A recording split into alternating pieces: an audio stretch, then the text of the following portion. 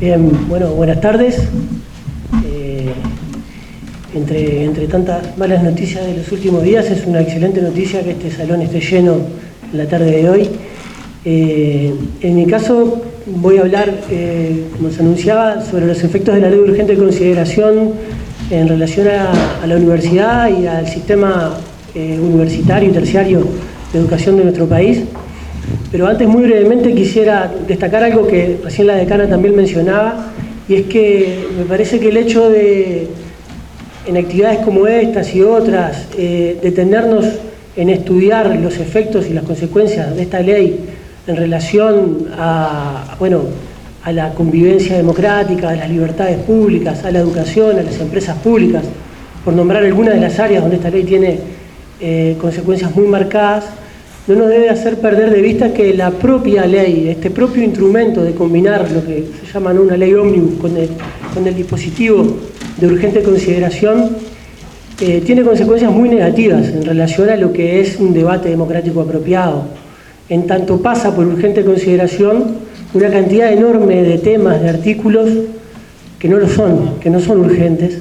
e impide su adecuado estudio y su adecuada discusión y debate parlamentario social. Quizá lo han visto, en estos días ha circulado mucho un estudio del politólogo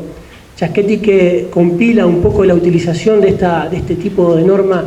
en los últimos tiempos, y no existe un precedente de esta naturaleza. La ley que tuvo la mayor cantidad de artículos, la ley de urgente consideración con la mayor cantidad de artículos, fue la ley de modificación del régimen de pasividades del presidente Lacalle Herrera en 1992, y tenía 92 artículos. El anteproyecto de ley que estamos comentando, porque no conocemos la ley todavía, el proyecto de ley todavía, tiene casi 500 artículos. Así que bueno, hay un primer punto a destacar. En relación a los efectos de esta ley, de este anteproyecto de ley, en el sistema terciario de educación, lo primero que hay que decir es que los artículos que afectan a la universidad y a la educación terciaria son numerosos y están dispersos por diferentes apartados y no se circunscriben solamente al apartado educativo. Por razones de tiempo voy a mencionar solo algunos que creo sirven para mostrar una dirección tendencial en tanto proyecto detrás de estas disposiciones. Voy a comenzar por mencionar algunas de las propuestas de modificación que se hacen en la ley, y para luego, hacer si se quiere, un comentario más de carácter interpretativo sobre precisamente lo que decía, la dirección tendencial de estos cambios. Por una parte, como mencionaba la decana, y un rasgo estructural muy importante es que se suprime la noción de Sistema Nacional de Educación Pública. Se cambia lo que es actualmente la ley vigente, la Comisión Coordinadora del Sistema Nacional de Educación Pública, por una Comisión Coordinadora de Educación, vieja denominación que remite a la ley del 85, pero con una composición diferente, donde la universidad pasa de tener 3 representantes en un total de 9, que es la situación actual, provenientes esos 9 del Ministerio de Educación y Cultura y los entes autónomos de la enseñanza, a tener un representante en 16, proveniente de los más diversos lugares. Desde INEFOP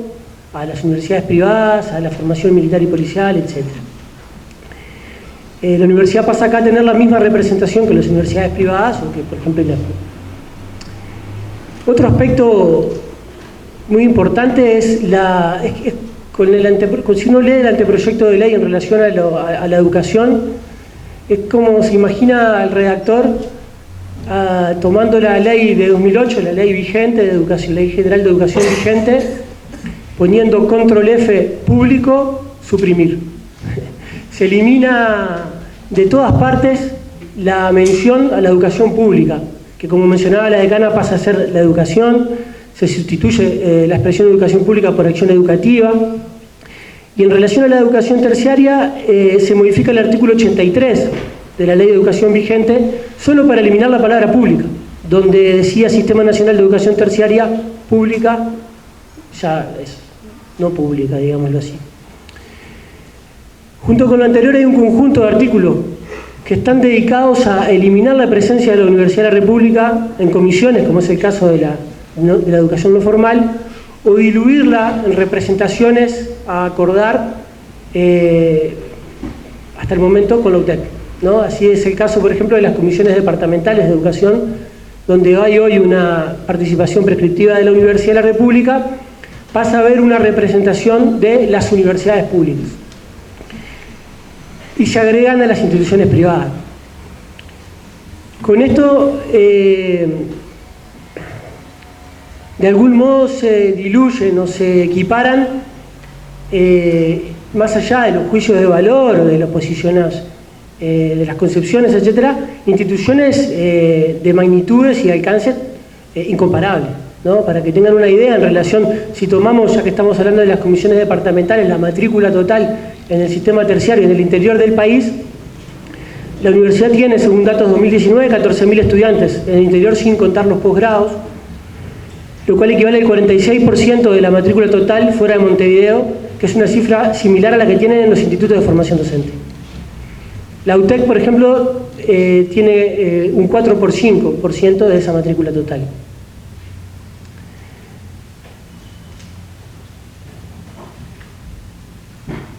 En relación a la UTEC, se posterga nuevamente, se sigue con esto la línea del gobierno anterior, del gobierno saliente, la concreción del sistema de cogobierno previsto por la ley que creó a la UTEC. Lo cual es coherente con toda la orientación antiautonómica que se expresa de forma muy clara, de forma muy fuerte en la ley de urgente consideración. Hay artículos que afectan la gestión administrativa de la universidad, en cuestiones que tienen que ver con el TOCAF. Esto ya puede ser llevar un rato explicarlo, pero en definitiva son artículos que impiden a la universidad o complican las posibilidades que hoy tiene de adquirir equipamiento científico indispensable para el funcionamiento de muchas de sus áreas de investigación y trabajo académico.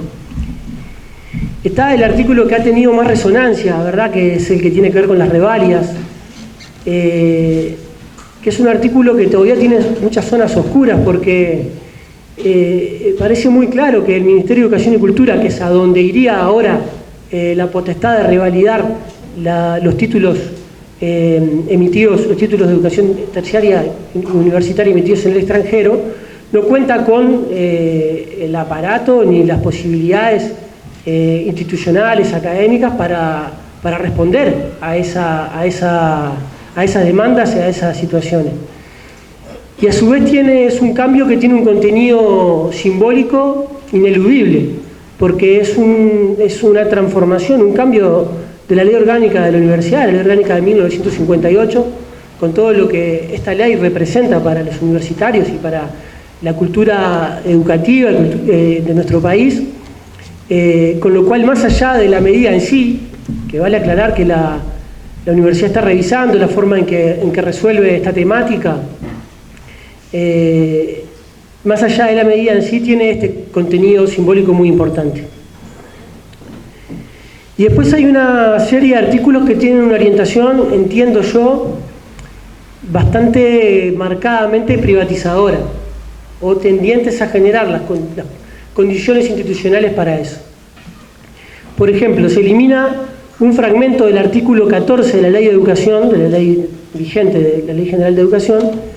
que prohíbe, cito, suscribir acuerdo o tratado alguno, bilateral o multilateral, con estados u organismos internacionales que directa o indirectamente signifiquen considerar a la educación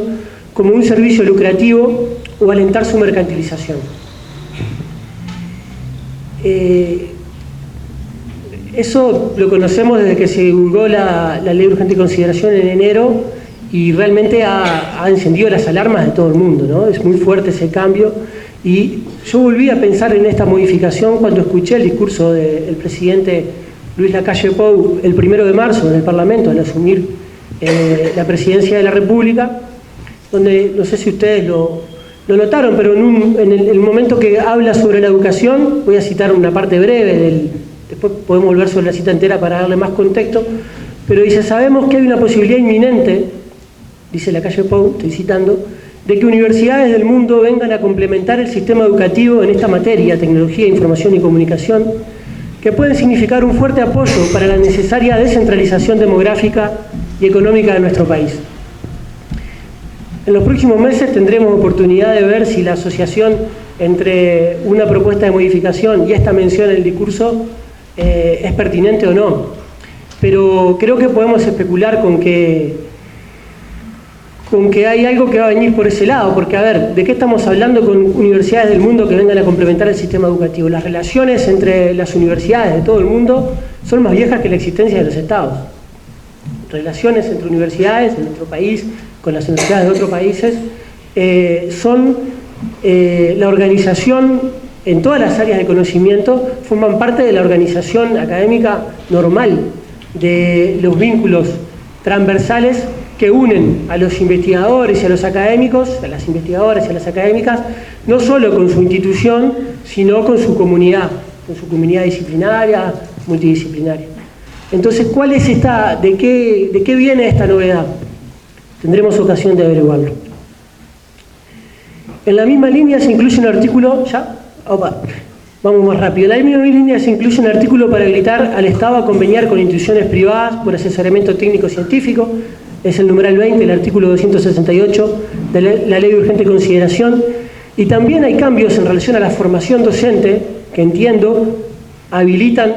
este mecanismo, que van en la misma línea, en tanto también se cambia el artículo 84 de la Ley de Educación vigente para sustituir el Instituto Universitario de Educación por un programa nacional de fortalecimiento de la profesión docente, ubicado en el MEC. Entre otras atribuciones, en este programa nacional se habla de crear un sistema nacional de becas de formación docente que premie la continuidad y calidad de los estudios por parte de estudiantes de formación docente universitaria en todo el país. Y esto, en el contexto de lo que estamos hablando, creo que muestra la posibilidad también de ser otro de los mecanismos de transferencias de fondos públicos al sector privado. Yo creo que es de esperar que en su conjunto estos cambios produzcan o tiendan a producir tres efectos principales. Uno es la desarticulación del sistema terciario y superior público, tal como señalaba la decana, en relación a la coordinación, concentrando atribuciones en el MEC y debilitando la posibilidad de elaboración de políticas y articulación operativa de acciones entre los entes autónomos de la enseñanza.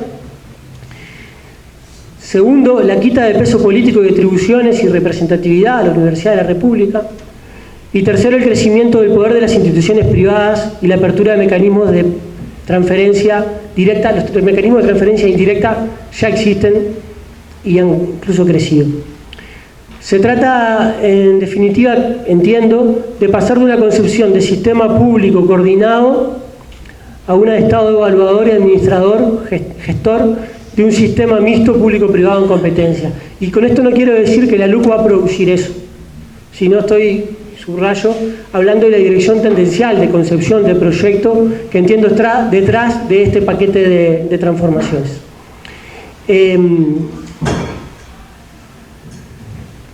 Quizá con los poquitos minutos que me queda y tratando de apretarlo un poco, quisiera mencionar simplemente, y quizá podamos después en los minutos de conversación, en cualquier caso volver sobre eso, mencionar un elemento de contexto de mediano plazo que creo que es también necesario traer a referencia para comprender tendencialmente estos cambios.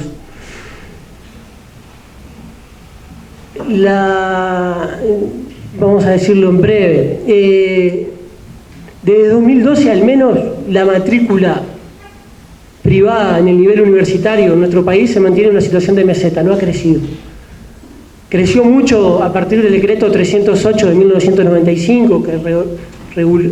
reguló la habilitación de carreras e instituciones de enseñanza universitaria privada, lo cual generó que se crearan en los años siguientes las instituciones universitarias privadas que existen hasta el día de hoy. El CLADE es más reciente, pero la ORT, la Universidad de Montevideo, la Universidad de la Empresa, se crearon ahí, la Católica existía desde el 84, y ahí eso generó una explosión de la matrícula, que para que tengan una idea, la matrícula de la educación universitaria privada en 1988 era 1.72% del total, y en 2012 era de 15.53. Ahora, desde entonces se ha mantenido una meseta e incluso ha bajado. Según datos de 2019, el 13.5% de la matrícula universitaria es privada. Esto se debe a diferentes elementos, entre los cuales creo que es importante destacar la política de desarrollo de la universidad en el interior del país, en una medida todavía más acotada, pero importante también la creación de la UTEC como elemento de diversificación del sistema universitario público. Pero en cualquier caso todo indica que en el desarrollo de la matrícula privada alcanzó una suerte de techo, dadas las dimensiones acotadas del Uruguay considerado mercado educativo, la estructura jurídica y organizativa del sistema terciario universitario público, el sistema educativo público de nuestro país, y también el prestigio de la Universidad de la República, que tiene una política de apertura en el acceso, de gratuidad y apertura en el acceso como institución universitaria del país. Así las cosas, para que esta situación cambie y la matrícula universitaria privada pueda tener un crecimiento significativo, es necesario operar cambios a nivel sistémico, a nivel estructural y a nivel jurídico. Y yo creo que esto es lo que empieza a estar en juego con la ley de urgente consideración. Reitero, no porque los vaya a ocasionar directamente ahora a aprobarse este articulado, pero sí como inicio de un proceso de estas transformaciones a nivel estructural, organizativo y jurídico, tendiente en esa dirección. Muchas gracias.